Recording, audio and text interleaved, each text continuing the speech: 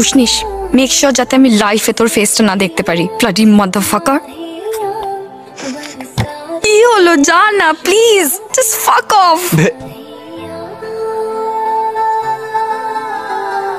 Have a good time, ma. Life is all yours. I quit.